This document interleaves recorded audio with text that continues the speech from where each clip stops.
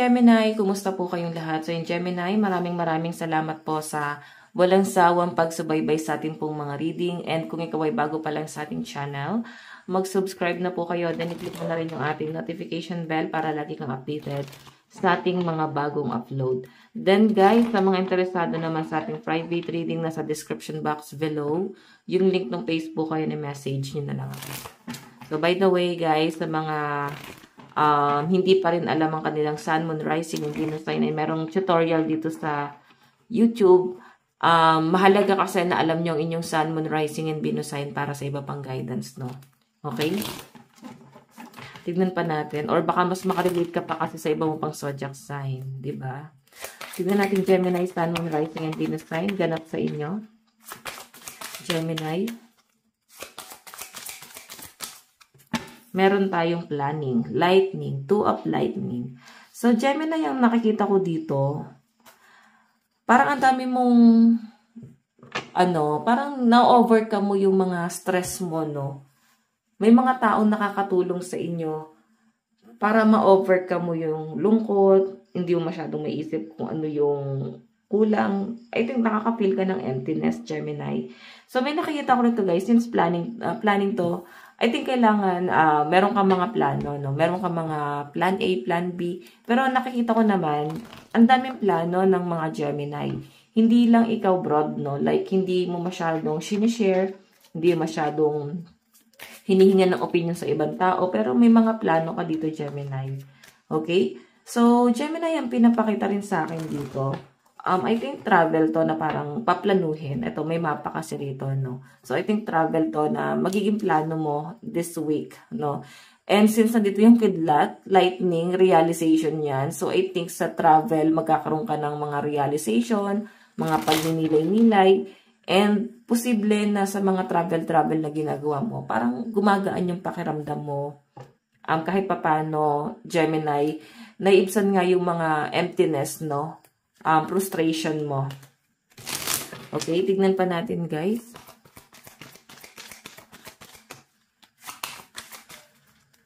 Gemini.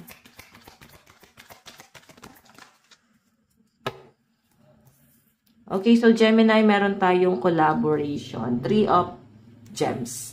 So, alam nyo, may mga tutulong, no? Kung makakapil ka na parang bakit walang nagsusupport, wala dyan yung family, wala dyan yung mga friends.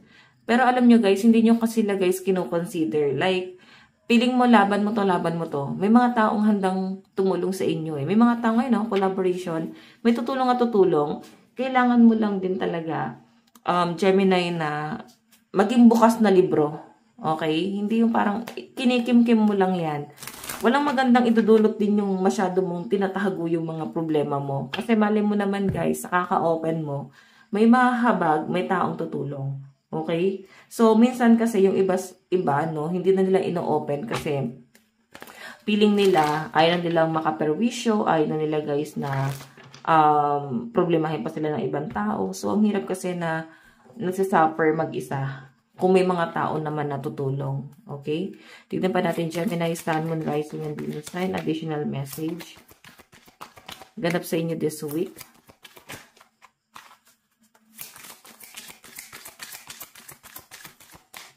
Okay, so guys, meron tayong play. Okay, so nakikita ko guys, pag ito kasi yung lumalabas, naisip po dyan mga anak or pwedeng yung inner child mo, no? Parang gusto mong bumalik sa pagkabata. Gusto mo ulit mag-enjoy. Gusto mo ulit yung parang meron kang parang ganito guys, no? Pwedeng malayo ka na sa magulang, no? Pwede rin naman guys na nasa abroad ka at homesick ka ba sa magulang mo, sa mga kapamilya mo? Possible kasi guys na gusto mong i-heal yung inner child mo, no? Or parang gusto mo bumalik sa pagkabata na parang naglalaro lang, nag-aaral, nandiyan yung mga magulang, nagmamalasakit, nagbabantay, nag-aalaga. So, namimiss mo yung ganon. Okay? Ayan. So, Gemini yung pinapakita sa akin dito. Mataas yung chance na ma-overcome mo to. Kasi nandito yung emosyon, no? Kaya mo siyang i-drop lang ng ganon. Kaya mo bitawan yung mga pwedeng nagpapabigat ng nararamdaman mo. Okay? So, parang sinasabi na dito, go with the flow, hindi mo kailangang ma-stress. Ganon talaga ang buhay. Tignan pa natin. Meron tayong 10 of raindrops, so fulfillment. Okay. So, yung pinapakita sa akin dito, guys, Gemini, pamilya kasi itong 10 of raindrops, no? 10 of cups. Pamilya yan. Parang gusto mo ng masayang buhay kasama yung pamilya. Pwedeng nakapokus ka ngayon sa pamilya. And I think yung mga nagiging issue mo din is pamilya din talaga. Kaya nga hindi mo rin ma-share yung problema mo kasi parang nai-stress ka din. Na kung iisipin mo, Gemini, no, na may problema din yung pamilya mo eh. So, hindi mo ma-share yung sa loobin mo kasi ayaw mo nang ma-stress sila. Okay? So, tignan pa natin, Gemini. May adventure dito. Ay, parang nag-enjoy ka lang eh sa travel, no? Nag-enjoy ka kasamang ibang tao. Patong-patong yung problemang nakikita ko sa Gemini dito. Okay, may nakikita rin ako sa mga Gemini na parang may mga utang, parang, ayun, may mga utang na parang kailangan mong bayaran. So, medyo stress ka na rin dito. Pero ang nakakatuwa dito, may mga plano ka, Gemini. Ayan o. Grabe yung pagiging responsible ng mga Gemini dito. Okay, tignan pa natin. Gemini, Sun, Moon, Rising, Venus sign. Okay. So, guys, meron tayong 5 of Clouds, Defeat. Okay, may nakikita ako sa mga Gemini na ayaw mo nang malagay sa komplikado. Kaya parang pag conflict, inaano mo na siya, binibitawan mo na, no? Pag masyadong nakakabigat sa kalooban mo, bitawan mo na lang. So, hindi mo na pahihirapan pa yung sarili mo. So, may mga bagay na parang nagpapabigat sa inyo na handa mong bitawan. Meron tayo, guys, 10 of Gems, Legacy. Okay, ito guys, ano to eh, parang ari-arian. Pwedeng meron ka nagiging problema sa mga ari-arian, pwedeng agawan. Agawan ba to? Okay, sa mga property. May mga hindi ka nakakasundo sa family business. Ayan. Meron tayong 4 of Lightning, Homecoming.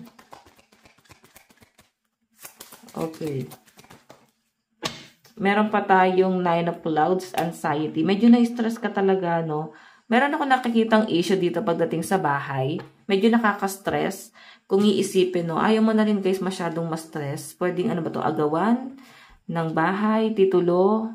Ganun yung pinapakita sa akin. Or pwedeng meron kang problema pagdating sa tahanan. Ano ba to, sa mga bills, sa mga responsibility, nakikita ko yung stress ng mga Gemini.